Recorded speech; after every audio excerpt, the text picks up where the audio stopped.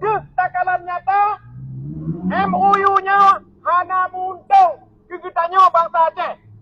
Malah dengan MOU-nya perjuangan Aceh Merdeka yang kali gerintis oleh almarhum Tengku Hasan Muhammad Ditio selama lebih tahun lebih bubar menan-menan menanti struktur negara Aceh Merdeka yang susah payah kepegat oleh almarhum Tengku Hasan Muhammad Ditio bubar menan-menan menanti budaya bangsa Aceh yang susah payah kebelah dengan deputapat peng batu tapau dengan lahir MOU-nya tikau menan-menan.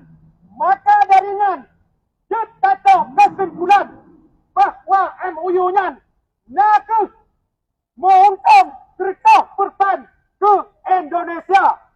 Dan uranya menanti saban-saban kita yang cuba 17 tahun MOU Helsinki. Hana ada takalan MOU Helsinki-nya di Merdeka Negara katanya. Maka daringan lewat aksi orangnya kamu serukan kemandum bangsa Aceh pat mantang yang nadia turungannya perkara MOU kajian neputua dan katanya bangsa Aceh mesti kita lanjutkan kembali cita-cita bangsa katanya untuk bebas daripada neo-imperialisme Jawa.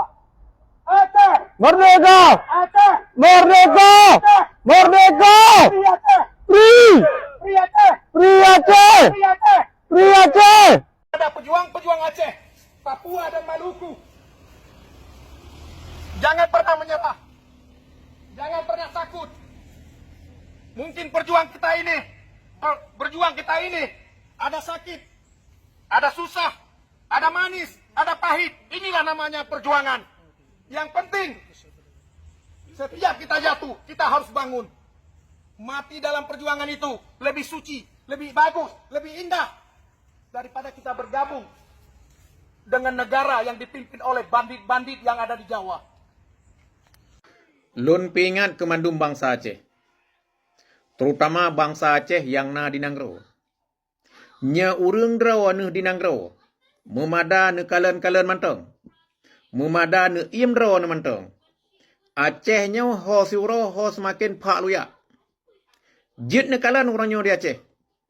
Bermacam bago dipelahi Liberty Malik Mahmud. Liaw APA.